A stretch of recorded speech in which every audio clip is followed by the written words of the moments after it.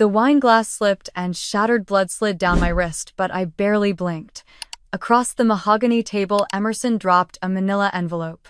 20 relatives stared as I opened it. Divorce papers served at Thanksgiving dinner. My mother-in-law, Eleanor, smiled like she was blessing a baptism. Cora snorted into her wine. My job, my art had always been a punchline here. But they didn't know what I carried in my purse. I looked at Emerson. "You're serving me papers in a house that belongs to me." It was Thanksgiving at the Whitmores, and silence had always been their preferred weapon. I stared down at my lap where a small shard had caught the inside of my palm. Blood bloomed instantly. Sharp, vivid. Honest. Across the table, Vivian didn't flinch. Her perfectly blow-dried silver hair sat like a crown atop her sharp features, and the pearls around her neck gleamed under the chandelier like trophies. She folded her napkin with the precision of someone who had never bled in her life. Nathan, seated beside me, didn't look at my hand. He looked at his mother. Vivian's voice sliced through the silence like a butter knife through soft pie. "We need someone who contributes, Camille. Not someone patching up scraps of old canvas and calling it a career." My heart didn't break. That had already happened long ago. This was just the official obituary. Sloane, Nathan's sister, snorted from across the table and sipped her wine like she was watching reality television. Her burgundy lipstick left a perfect mark on the rim, and I wondered if she practiced that. I set my cloth napkin over my bleeding hand and looked at Nathan. Not at his eyes, at his hands. One of them was resting on a sleek black folder square and far too deliberate for any holiday dinner. He noticed me noticing. Nathan cleared his throat, then looked around the table like he was preparing to give a quarterly report. I didn't want to hear it. I already knew. Still, I waited. "We've talked," he began, his voice feigning softness, but laced with boardroom distance.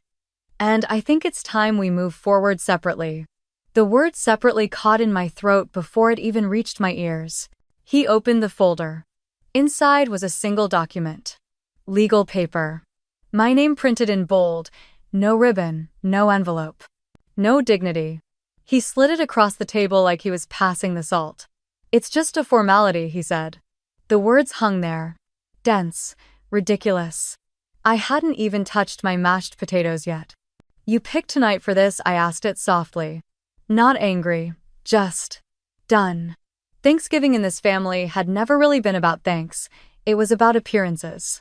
About who wore what, who brought what, who got seated next to whom. And now it was about public humiliation served alongside candied yams. Vivian dabbed the corner of her mouth with her napkin like she had witnessed a child spill juice.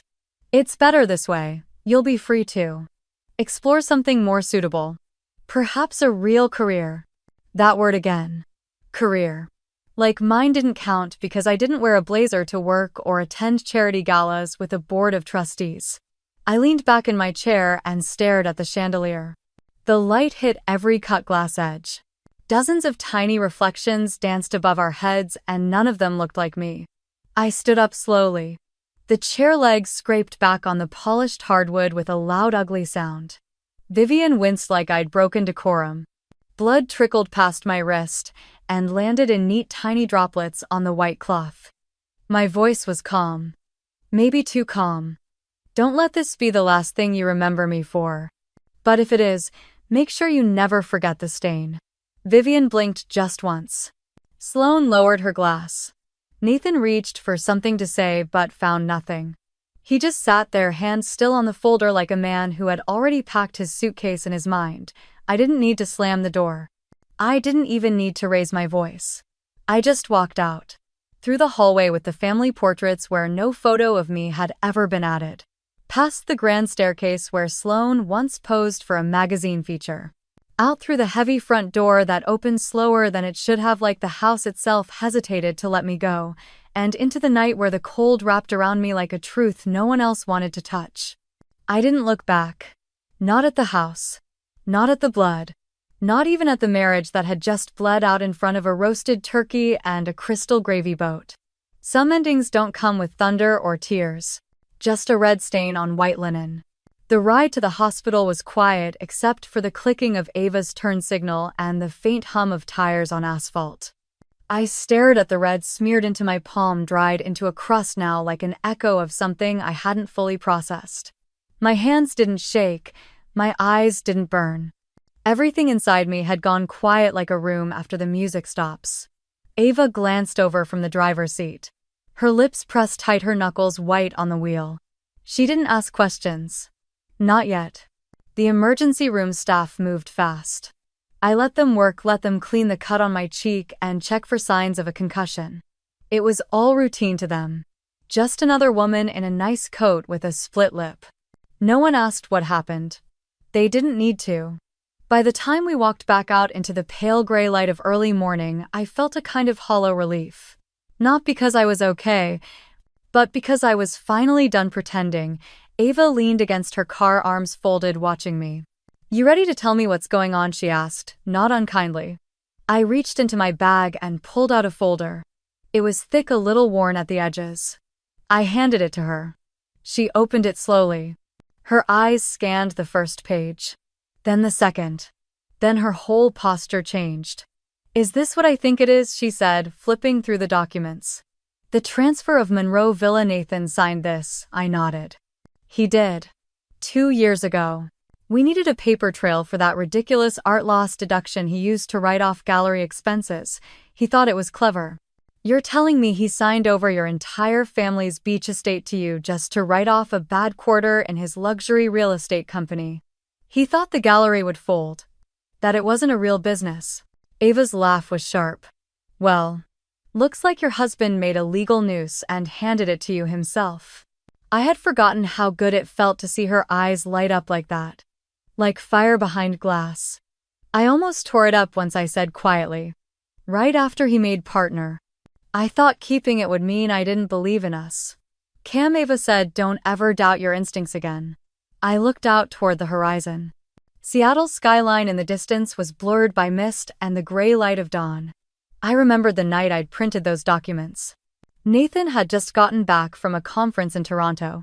He'd brought me some overpriced chocolate and asked how the gallery's new exhibit was going. He didn't ask about the artist or the reviews. Just whether the books looked good in case his accountant asked. I knew then. But I still held on. I told myself marriage was hard, that building a life together meant compromise. I didn't realize how much of myself I had compromised away. Ava tucked the papers back into the folder with a practiced hand. "You realize what this means, right? He can't touch the villa. He can't sell it, lease it, or use it as collateral without your consent." I nodded. He thought it was a junk asset. But the gallery's in the black now. We've got a residency waitlist through next fall. It's the only asset in his portfolio that actually grew in value. "And the deed says it's yours," Ava murmured. "Fully. Irrevocably. And notarized. He made me sign in blood. I guess I get to return the favor in ink." Ava looked at me again, this time, not just as a friend but as my attorney. "We have options. We can freeze access to any use of the property. File for partition. Or if you're ready, go straight for divorce." "Not yet," I said. "Not until I'm ready to light the whole thing properly." She raised an eyebrow. "You have more." I looked at her, something solid clicking into place in my chest. "I do." We got back into the car. Ava didn't press me. She just started the engine and turned the heat up a notch. I leaned back in my seat, fingers tracing the edge of the folder. I thought about the house on the coast, Monroe Villa. My grandparents built it in the 50s. White brick, tall windows, a studio space that looked out over the sea. My father called it impractical. My mother thought it too far from the city, but it was mine. And now it was mine again in a way that no one could take. Nathan thought the villa was a tax tool. I saw it as a sanctuary. A quiet place with salt in the air and pine needles underfoot. The kind of place you go to remember who you were before someone told you who to become. I watched the city pass by outside the window. Steel and glass and fog. Somewhere out there Nathan was waking up. Probably in our bed. Probably still drunk. Probably still blaming me for making him look small in a room full of people who already knew. He would come looking soon, not because he cared, but because he didn't like the optics of being left. Let him come, I thought. We pulled up in front of Ava's townhouse in Capitol Hill.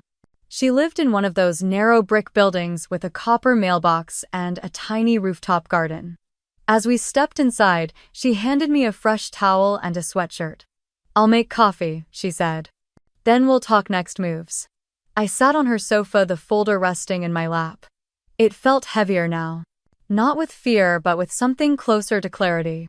I thought about all the ways I had folded myself into the version of a wife Nathan wanted. Polished, decorative, silent in the right places. I had let go of friends. I had let go of exhibits that didn't photograph well for donors. I had let go of gallery openings that ran late because he wanted dinner at 8 sharp. But now I was done letting go. When Ava brought me the coffee, I looked up at her and said, "It's not just the villa. I need to show you the accounts. The ones I kept separate. The real numbers." She sat down slowly. "I think I'm going to enjoy this," she said. I took a breath. So will I. The air inside my old studio still smelled faintly of linseed oil and thyme.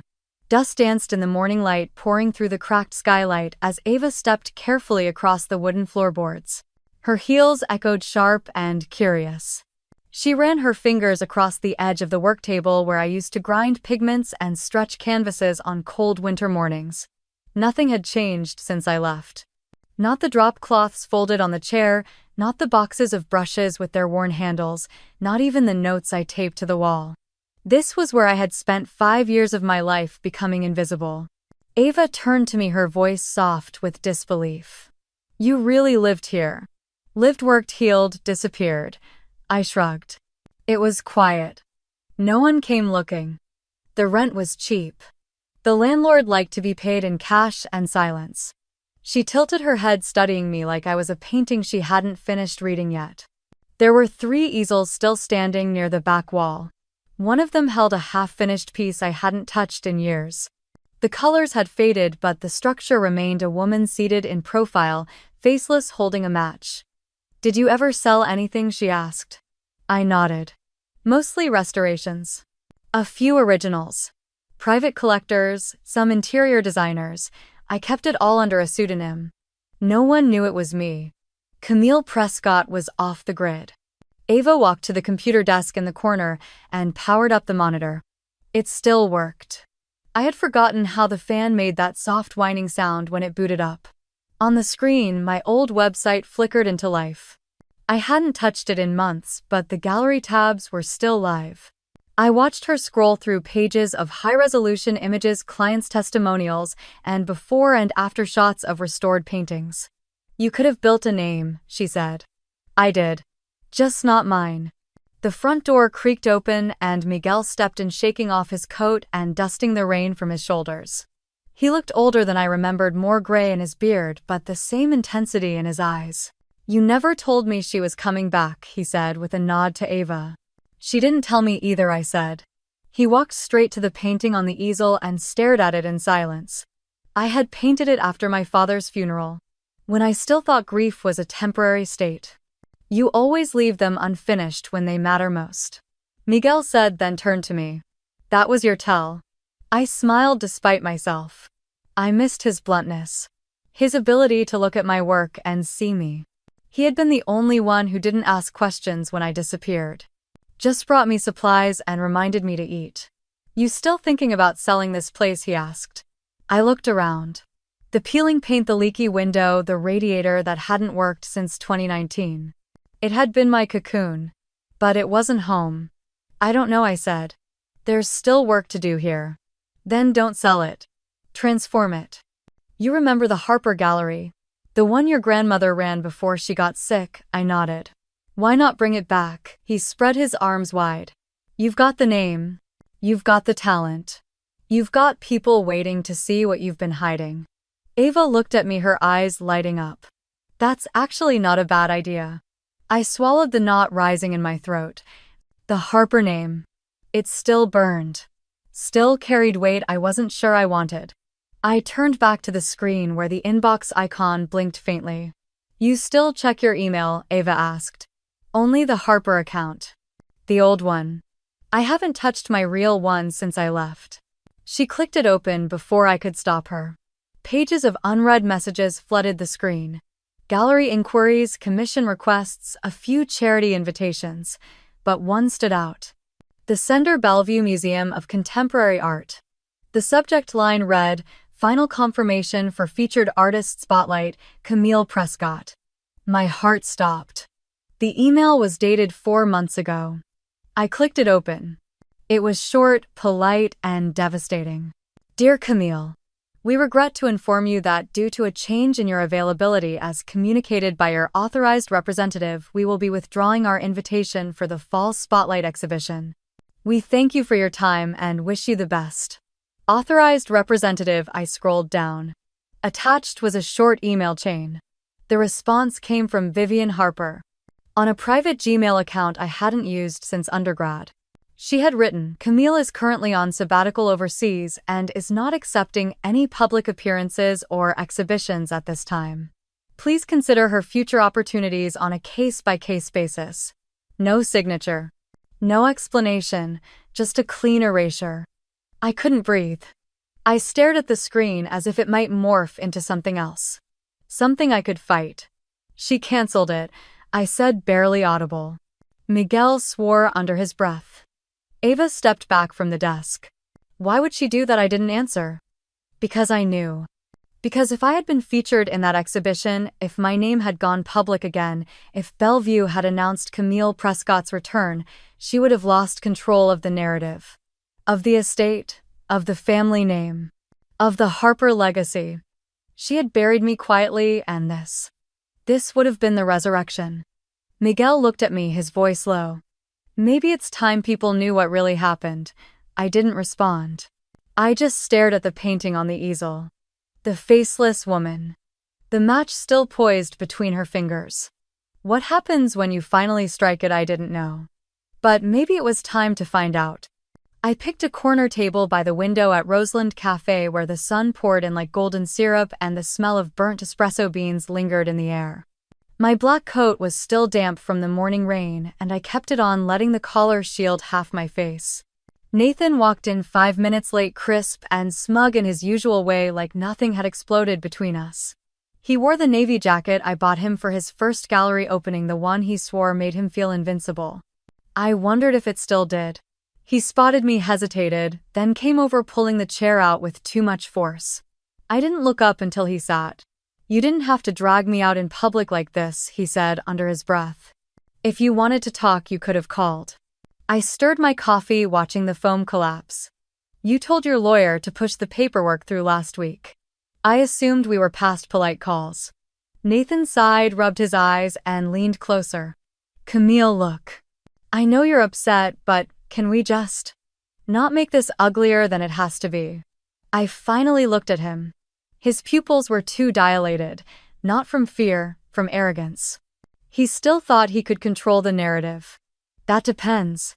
How ugly is it already?" He froze. I pulled a small folder from my bag and slid it across the table. He stared at it like it might bite. "What is that?" "Open it." He hesitated, then flipped it open. The first page bore the letterhead of the Internal Revenue Service.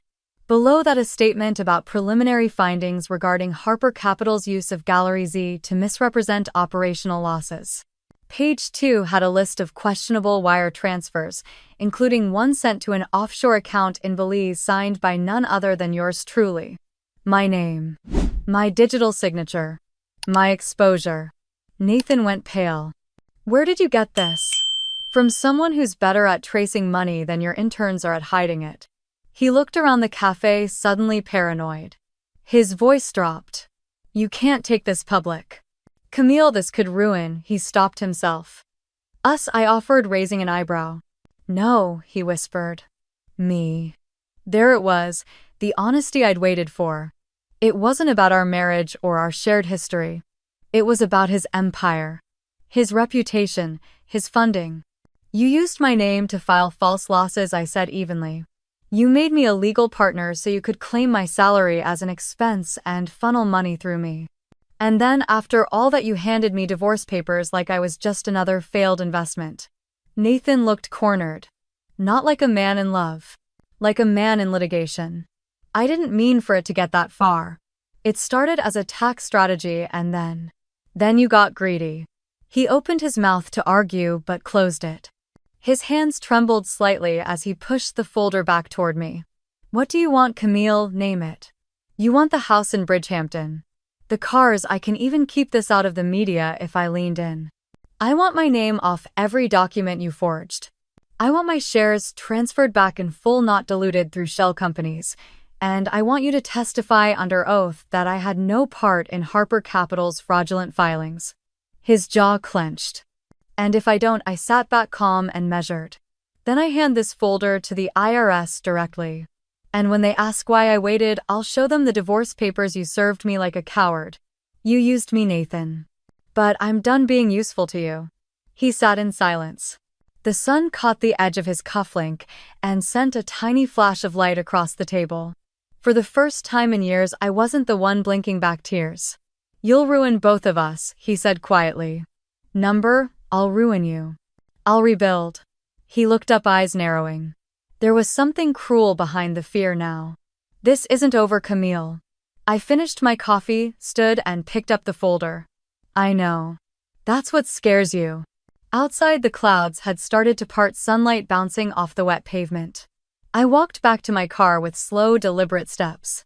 My reflection followed me in the shop windows, black coat, red lipstick, folder in hand. Behind me, the world Nathan built was starting to shift. And I was ready to take it apart, one truth at a time. I didn't need to make an announcement. I didn't need to scream. I just needed to move with precision. And that started with the dinner table. Thanksgiving was supposed to be a celebration. But in the Parker household, it had always been more like a stage one where performance mattered more than honesty and silence was mistaken for grace.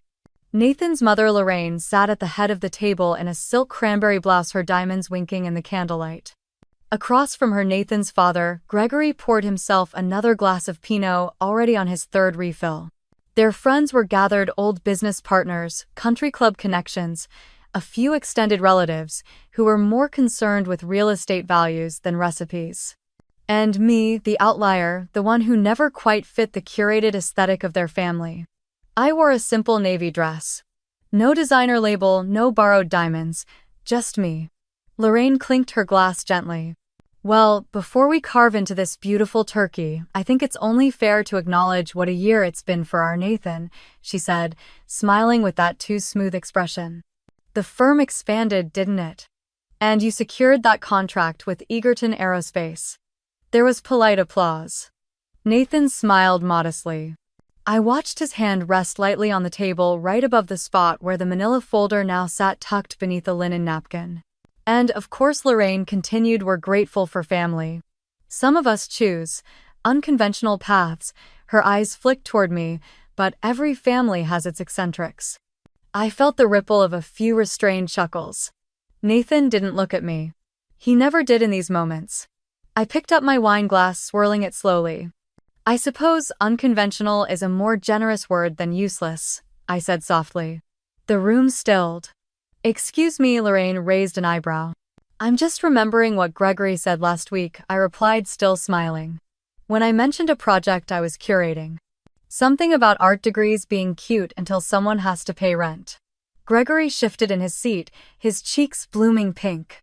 Oh, darling, you misunderstood. I didn't, I said, and placed my glass down. Nathan cleared his throat. Let's just enjoy dinner. I'd love to, I replied. But first, I think we should all be honest, since that's apparently what Thanksgiving is for in this house. I reached under my napkin and slid the manila folder onto the table. What is that? Lorraine asked. It's what I've been working on for the past year, I said. While you thought I was painting abstracts in some loft, I was building something. I opened the folder and passed out copies one by one. Printed mock-ups. Branding decks. Purchase orders. Articles. A gallery, Gregory blinked. Not just a gallery. A platform. A cooperative for underrepresented artists funded by international grants and private donors. Last month we signed a partnership with the State Cultural Board. This is the press release. We go public in January. The silence was longer this time.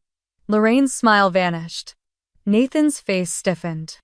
I didn't know, he said. You didn't ask, I replied. I thought you were consulting for that gallery in Brooklyn, he muttered. I was, until I bought it. That landed hard. Even the clinking of silverware had stopped. Lorraine leaned forward. You kept this from your husband, I looked directly at her. Nathan and I haven't been partners in a long time. He just didn't notice. Nathan stood abruptly, knocking his chair back a few inches. So this is your little performance, he snapped. At Thanksgiving, you want applause for doing. What? Starting some nonprofit art side project? I stood too calm. This isn't a performance, it's a counterbalance to the story you've been telling about me for years. Gregory muttered something under his breath. Lorraine looked like she'd swallowed a lemon. And then Nathan reached into his blazer pocket and pulled out an envelope.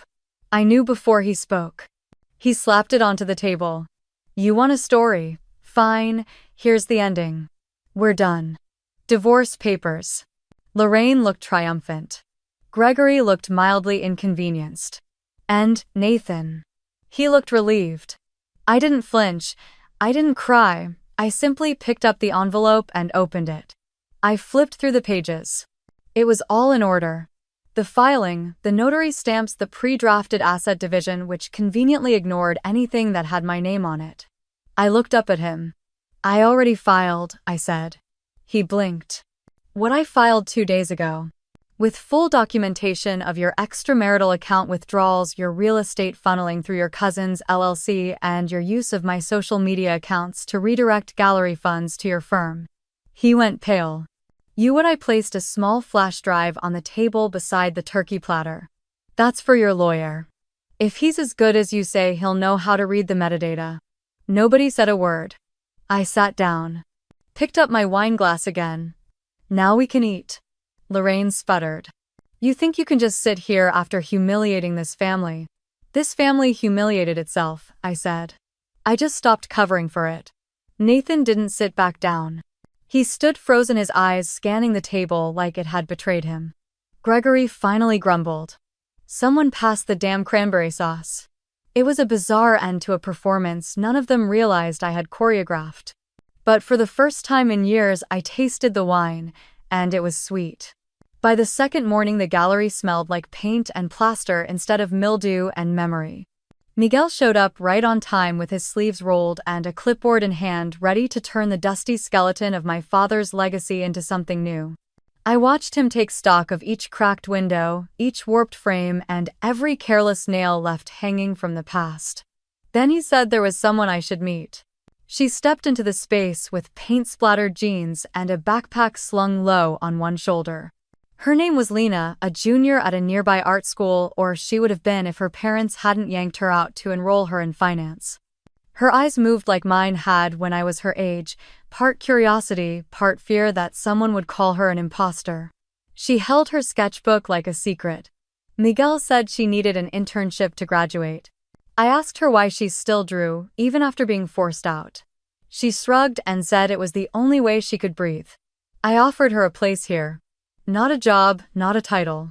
Just a corner to work in and the freedom to speak with her hands. She said yes before I finished the sentence. The days took on a rhythm I hadn't known I missed.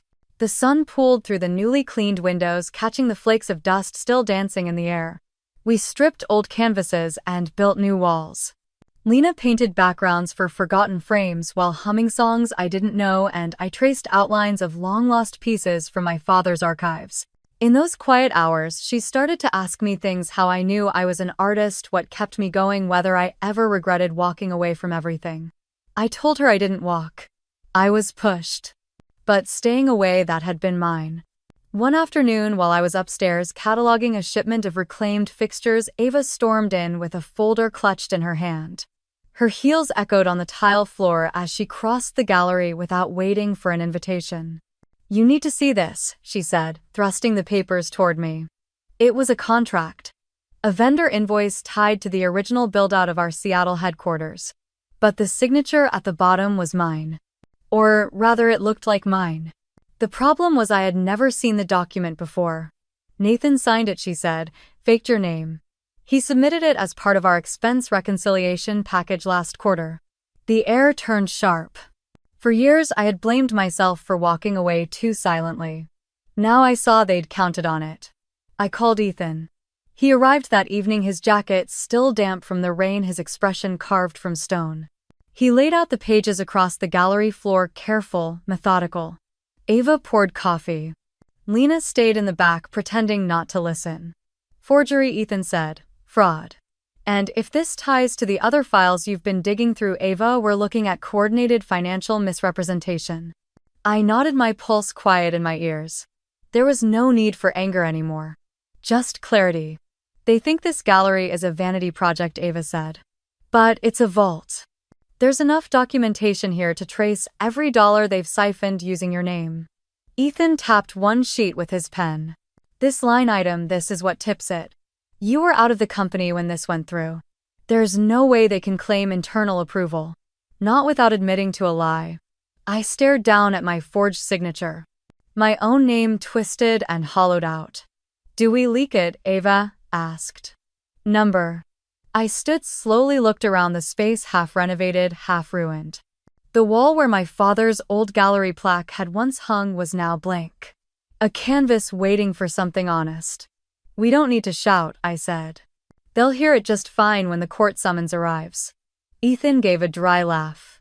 You've changed. Maybe. Or maybe I'd just come back to the person I'd been before the noise.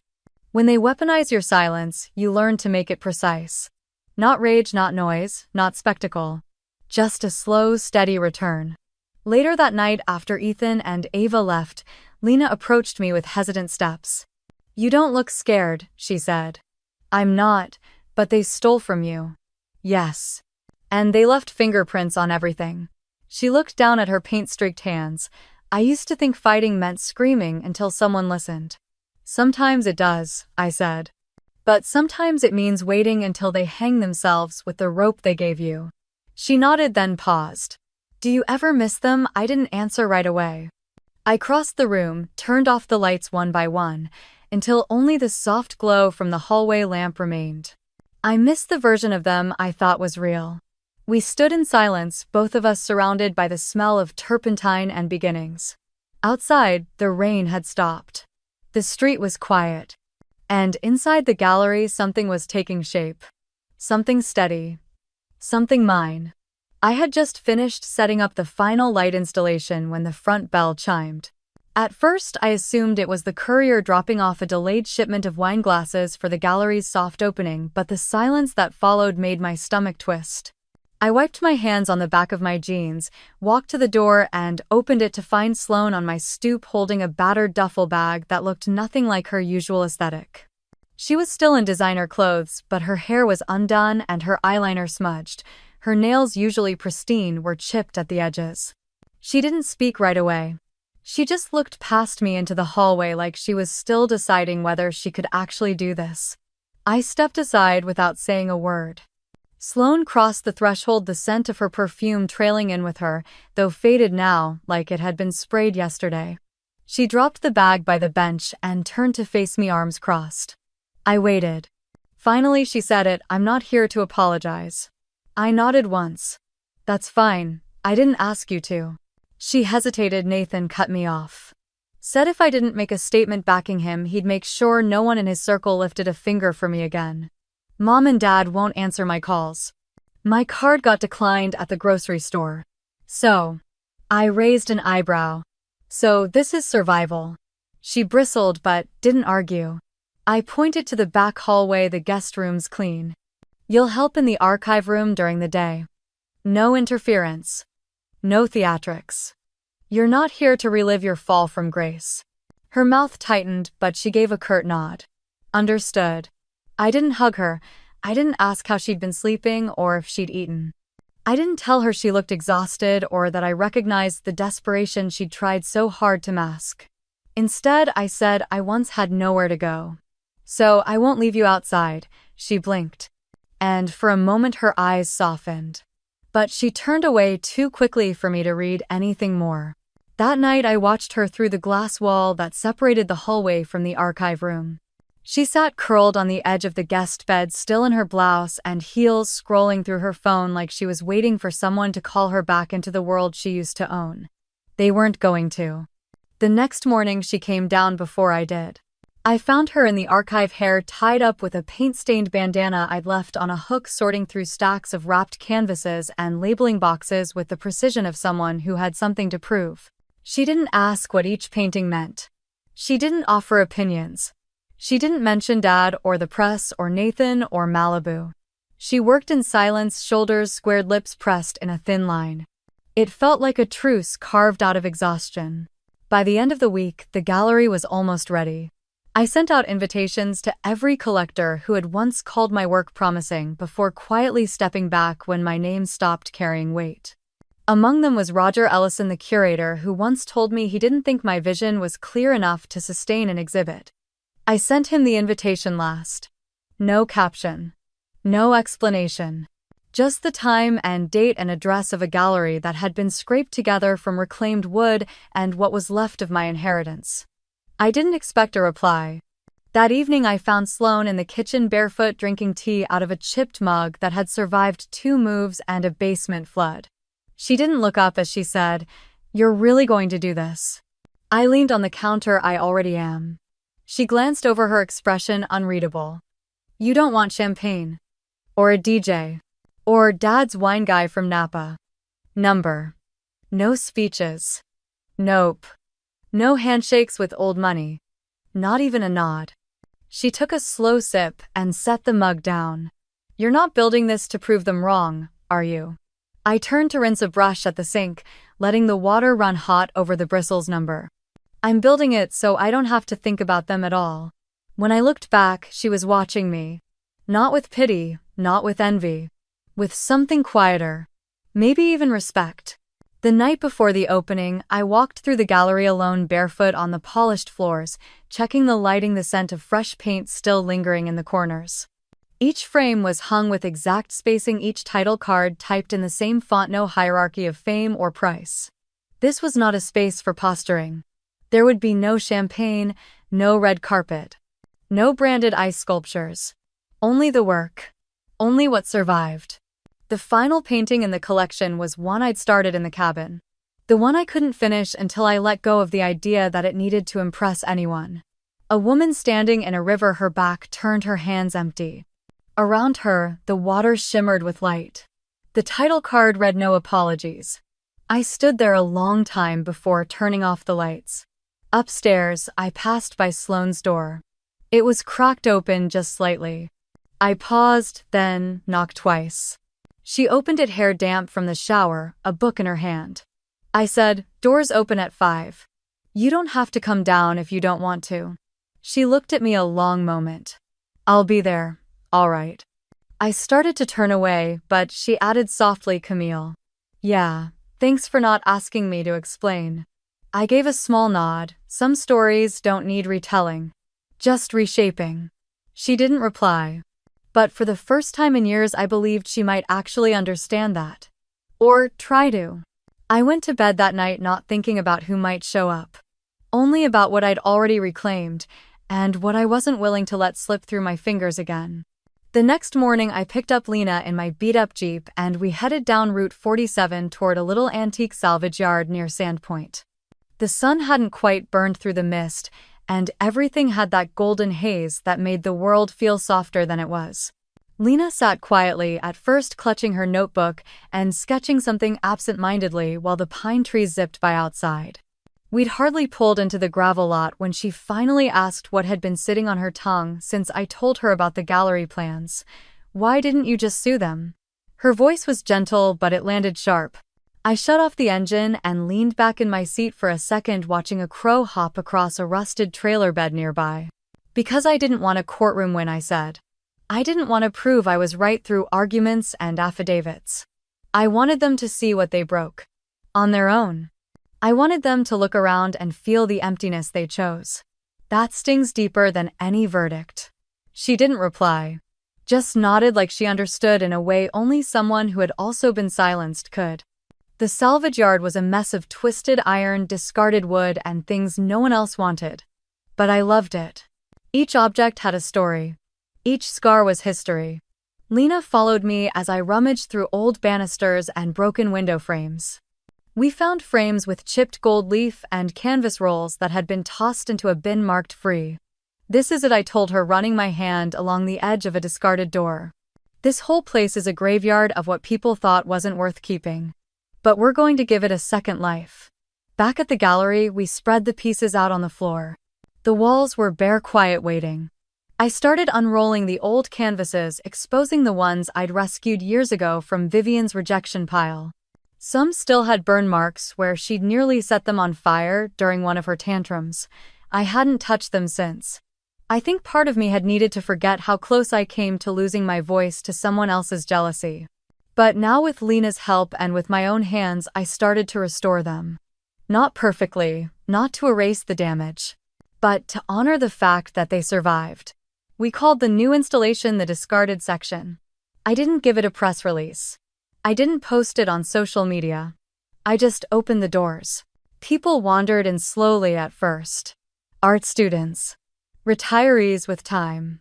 Then a journalist from the Portland Chronicle came by, notepad tucked into her oversized coat. I didn't tell her much, but she stayed an hour just watching me work on a piece called Hollow Sky. One Vivian had mocked as aimless melancholy. She must have written something afterward, because a few days later a post appeared on a widely read art blog. Gallery of Redemption or Petty Revenge. The title alone made my stomach twist.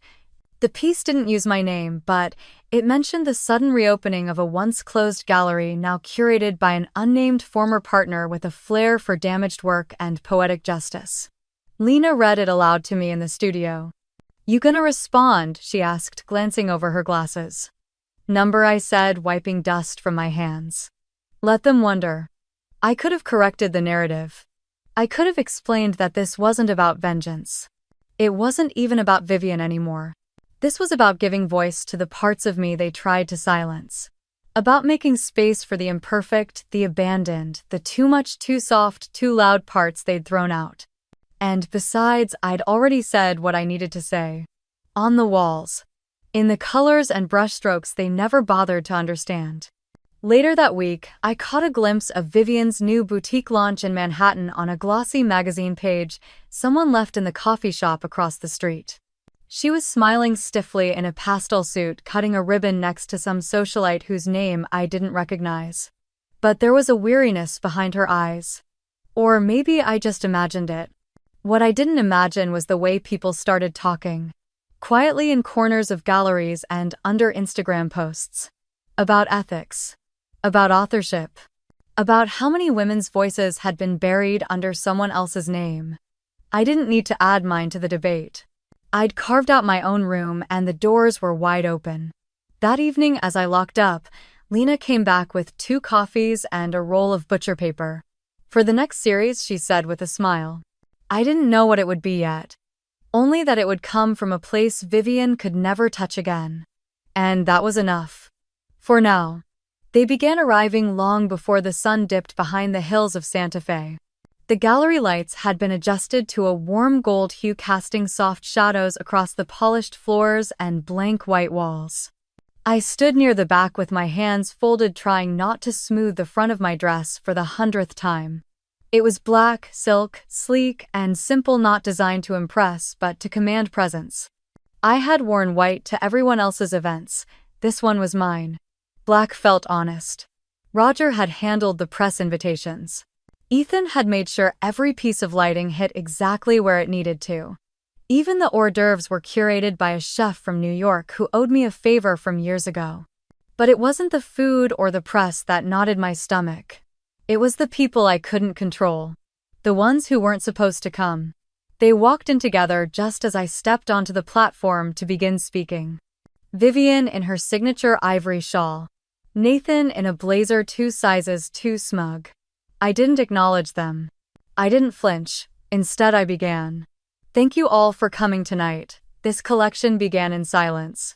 In the places between words, between holidays, between what we're told to say and what we actually feel. It started on the floor of a dark hallway. Some of you know the hallway, others know the feeling. My voice was steady, clear. I didn't need a microphone. The room leaned in. This isn't about revenge. It's about reflection. It's not about being invited to the table. It's about building your own and deciding who gets to sit. Vivian shifted, her arms crossed. Nathan leaned toward her and whispered something. I kept my eyes ahead. The piece you're about to see is called Thanksgiving Grace. It's a triptych, but not in the traditional sense. It's not religious, unless you consider honesty a form of worship. There was a pause, and in that breath, Vivian made her move. She stepped forward, her heels clicking too sharply across the gallery floor. I think we've heard enough for one evening. Some heads turned. A few gasps. Roger took one step in her direction, but I lifted my hand slightly. I didn't look at her, I just kept going. I was taught that to be accepted, I had to shrink. Smile politely. Dress like my sister. Date like my sister. Speak like someone who didn't paint with blood. But I learned eventually that I didn't need acceptance. I turned then. Met Vivian's eyes.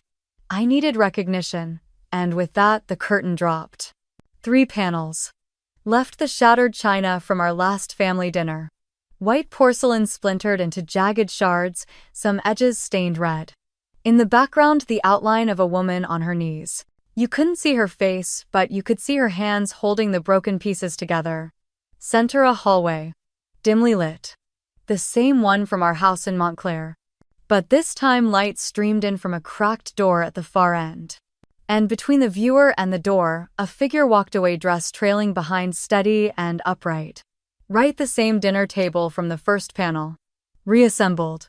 The plates mismatched, a single chair empty. But in the center, instead of food or a centerpiece, was a glowing line of gold painted in such delicate strokes it seemed to pulse. The room fell into a hush, then the applause began. At first tentative, then rising, sweeping across the gallery until even the walls seemed to echo it back. I didn't look at Vivian again. I didn't need to. She stood, frozen, lips parted, as if searching for the words that had always come so easily to her. But none arrived. Nathan touched her elbow. She didn't move. Ethan appeared at my side, his hand brushing mine, not needing to say anything. His presence said enough. A woman from the Denver Art Museum asked for a private viewing next week. A journalist from the Chicago Tribune slipped me her card. Roger looked like he might cry. I nodded, smiled, thanked them all. But my eyes kept drifting back to the triptych. To the space between the panels.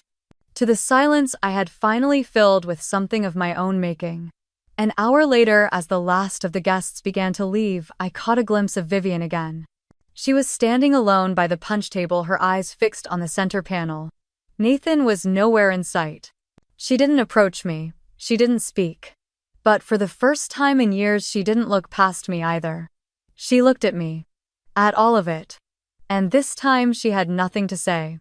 She returned the next morning. Not with tears or apologies. Just silence and something wrapped in old linen.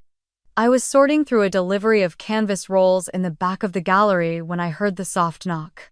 When I opened the door, Vivian stood there, her eyes red but dry, holding what looked like a painting. I didn't invite her in. I waited. She slowly unwrapped the bundle, revealing a cracked and weather-warped portrait. It was their wedding painting. Hers and Douglas's. Done decades ago by some local artist back when the colors still spoke of love. Now it was faded, peeling along the edges, a streak of mildew running across the lower left corner like a tear. The frame was warped, the varnish cracked. She held it out. I didn't touch it. For a long time, neither of us said anything. Then, almost too softly to hear, she said, I'd like to have it restored. Please. I looked down at the painting again. At the man who had once called me daughter and the woman who had looked through me as if I were the wrong shape in her perfect puzzle. And for a moment I felt nothing. Not anger. Not warmth. Just stillness. I reached for the painting, careful not to graze her fingers. All right. But there's a condition. She looked up. You'll assist in the back office here. 3 months. No title, no special treatment. Inventory cleaning, handling frames, errands. The work behind the walls. She blinked, surprised. Her lip trembled just a little. You want me to be staff number? I want you to witness what it takes to preserve something worth keeping. That includes knowing how it falls apart. She swallowed. Her voice came out small. Okay. I stepped back, letting the door open wide enough for her to enter. She hesitated, then followed me inside. That morning, I cleared a space in the restoration room, unwrapped the painting fully, and documented every inch of its damage. The canvas had blistered in spots, probably from years stored in an attic or damp basement. A spider had spun a small web along the back of the frame. Vivian stood nearby, watching, arms crossed as if trying to hold herself in. There were no lectures. No lessons. I handed her gloves and a soft cloth. "Dust it. Carefully." She nodded, wordless, and got to work. Each day after, she arrived just before the gallery opened. Sometimes in slacks and low heels, other times in jeans and a cardigan that looked older than me. She swept the floors, sorted frame samples, packed shipments. She never complained. Not once. But her hands, once manicured and idle, grew raw from the handling of wood, glass, cardboard. I didn't praise her. I didn't scold her. I simply let her do the work. And in the evenings, when the gallery was quiet and the lights low, I'd return to the painting. Layer by layer, I cleaned it. I removed the varnish, retouched the chipped sky, reconstructed the worn lace of her veil with delicate brushstrokes so fine they nearly disappeared under the restoration lamp. I replaced the backing, restretched the canvas, and began to rebuild the frame from scratch. She would sometimes peek in and watch, never asking questions. One afternoon, after a particularly long session of sorting archival prints, Vivian stood at the edge of the room as I smoothed down a corner of gold leaf onto the frame. "Did you ever love any of it?" she asked. "The family. The years." I didn't look up. I loved what I thought it could be.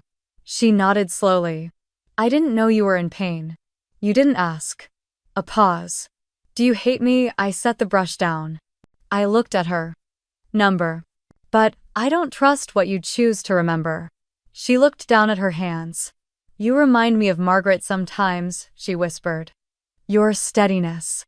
She could go silent for a week and still hold the room like she owned it. She meant that as a compliment. But I didn't need it.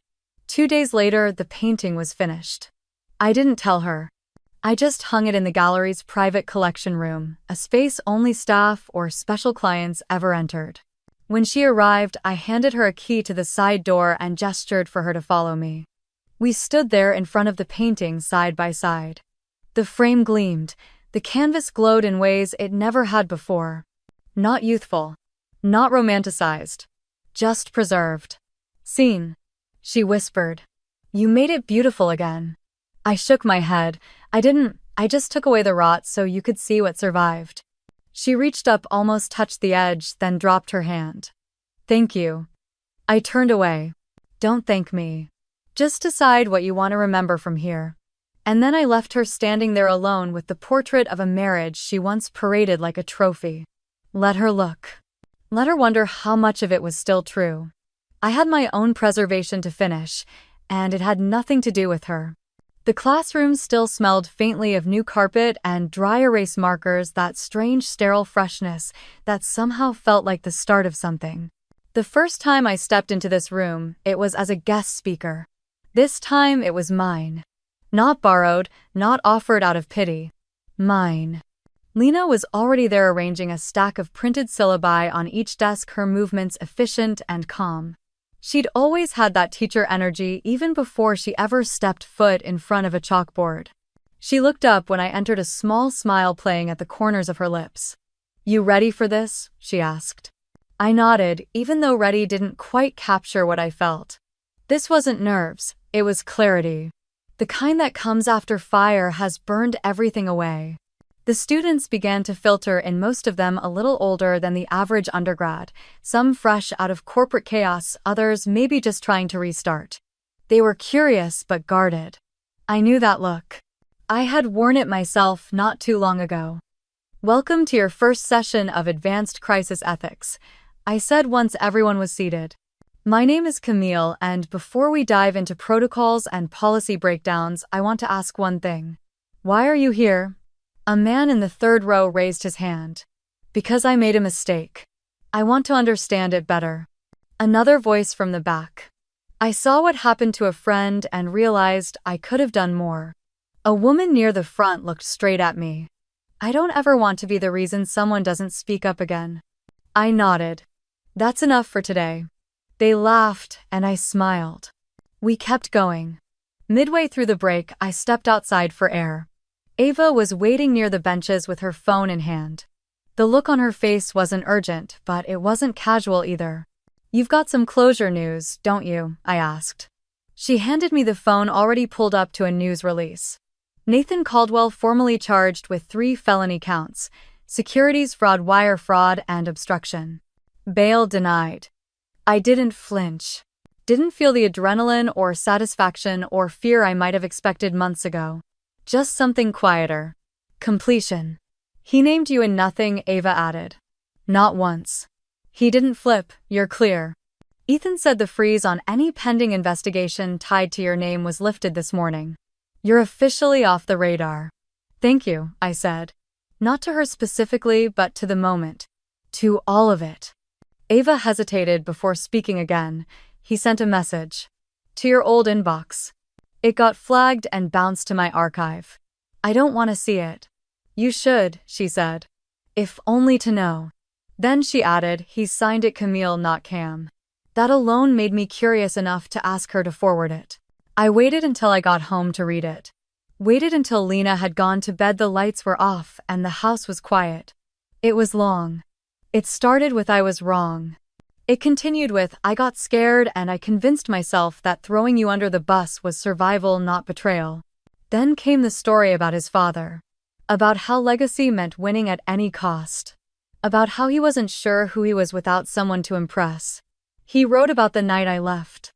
Said he'd stood in the parking lot until sunrise. That he thought I'd come back maybe just to scream at him. And when I didn't, something broke. He described the silence that followed like a slow avalanche. "I'm not writing to get you back. I know that's impossible. I'm writing because for the first time I understand what it meant to stand beside you. And I know I didn't." I read the entire thing, then I deleted it. No response, no forwarding, no printing to save. It wasn't mine to hold anymore. The next morning, Lena and I finally finished what we'd started 2 weeks earlier. The restoration project. The one painting we hadn't touched yet, the wedding portrait. It had been damaged during transport or maybe neglected for too long. The canvas had warped slightly at the edges, colors dulled, corners creased. But it was ours. Lena held it upright while I stepped back, comparing it to the original mock-up on my tablet. I digitally repaired what I could match. Tones enhanced the light on our faces, erased the shadow that had once covered our hands. We hung it next to the oil rendering of the Thanksgiving dinner table. The one where we first laughed again, really laughed after it all fell apart. "Do you think this one still belongs on the wall?" Lena asked, meaning the wedding portrait. "Yes. But not for the reasons it once did." She didn't press me, she knew. It wasn't about commemorating a love story. That version of us no longer existed. It was about what we built anyway. What we learned to salvage. What we chose not to throw away even after it stopped being shiny. Every legacy needs to be sifted. Every heirloom reevaluated. Not all of it is worth keeping. But what survives, what endures after the lies burn off. That's what matters. That afternoon we left the classroom empty, lights off, boards clean. Students would return next week. New lectures would begin. But for now, I walked past the glass case by the entrance that displayed rotating faculty artifacts and noticed something new. Someone had placed a photo of the old boardroom table from Whitestone Holdings on the bottom shelf, captioned, "Let the silence teach you something." I didn't ask who submitted it. I didn't need to. Some things when lost become warnings. Others when found become anchors. We had both. The first time I saw the Harper Gallery sign etched in steel and glass mounted above the renovated storefront in downtown Ashland, I cried. Not because I was overwhelmed, though I was. Not because of pride, though that lived in every fiber of my body that day. But because I saw my name for the first time in years, not just surviving but standing tall, unapologetically mine. 1 year had passed since the fire that wasn't flames but fallout. Since Vivian's boutique crumbled under the weight of public backlash and stolen designs, since the truth had finally sunk into the soil of our family, leaving behind what would grow next. A year since I took everything they said would never last and made it permanent. The gallery was quiet that morning. We hadn't opened yet.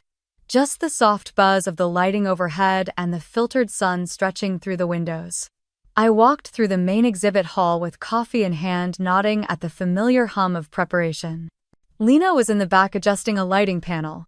She'd grown into her role faster than I expected, part manager, part creative, and wholly indispensable. She called out without looking up. "You changed the lighting in Exhibit B again, didn't you?" I smiled into my cup. "Just a nudge. That Tiffany glass needs more warmth." She laughed. "You're impossible. And yet you stayed." I stopped in front of the piece that started it all. The shattered glass mosaic. Restored now. Not perfect, never meant to be. The cracks still showed gold lined with kintsugi technique. They shimmered when the light caught them just right. I'd placed it in the center of the room, deliberately not hidden in a corner, not framed with explanation. Just there, vulnerable and luminous. A reminder that broken didn't mean worthless. My footsteps echoed as I crossed to the back hallway. The archive room door was ajar. Inside, Sloane was nursing her baby while typing one-handed on her laptop. She looked up tired but glowing, a mother and a historian all in one. "You're early," I said. "He didn't want to sleep in," she shrugged. "Neither did I replied. She gave me a soft look, the kind that comes from walking through fire together. "He's named after your dad, you know. Middle name." "I thought you should hear it from me." My throat caught. Not because I hadn't guessed Sloane and I had rebuilt something between sisterhood and survival, but because she didn't owe me that. Yet she gave it anyway. "You're allowed to remember the good parts," I said. "Even when the rest hurt." She nodded, eyes brimming. "What about Vivian?" I asked. "Still at the desk," she replied. "Doesn't say much. Comes in files, paperwork, leaves. She doesn't look anyone in the eye." I let the silence linger. There wasn't satisfaction in hearing that. Just the echo of what she chose. I stepped outside before the day began in full. The sidewalk was still damp from last night's rain, and the storefront reflected back a woman I barely recognized a year ago. Stronger, clearer. Not hard, but not soft for the sake of being liked either. The mail had arrived. I flipped through the stack until one envelope caught my attention. A National Arts Journal. I opened it right there. Harper Gallery named one of the top 10 restoration spaces in the Western U.S. I read the sentence 3 times before it sank in. Not because I needed the validation, but because it reminded me I hadn't imagined the climb. Inside, they'd written about our use of light, our revival of lost techniques, our commitment to restoring not just objects but the stories that made them matter. I walked back in and pinned the page to the corkboard behind the front desk. Lena noticed. "Big moment, just a ripple," I said. "But a good one." By midday, the gallery buzzed with visitors. School groups, collectors, curious locals. An older woman stood staring at the mosaic. I approached quietly. "It's beautiful," she said. "But it looks like it was broken." "It was," I told her. "That's what makes it honest." She smiled, then asked, "Are you the artist? I'm the restorer." "There's a difference, sometimes. But not always." At closing time, Vivian lingered. She didn't say much, just clocked out and stood at the door hesitating. I thought she might speak. Apologize. Ask. But she only nodded once and left, her figure disappearing down the sidewalk like a shadow you stop chasing. I didn't follow. I had nothing left to chase. Later, I turned off the lights one by one. The gallery went still. I stood in the center of the main room, letting my eyes rest on the mosaic again. I didn't restore it to forgive anyone. I didn't build this place to erase what they did. I did it because life doesn't stop after someone calls you disposable. It took years, pain, and silence. But in the end, I didn't stay silent. I didn't break down, I rebuilt. And I didn't do it to heal the past. I did it to live brighter, stronger, and never forgotten again. If you've ever been mocked for your passion, your work, or your voice, don't shrink. They might destroy what you love. But only you can decide whether it's worth bringing back to life. And if you do, make sure it shines.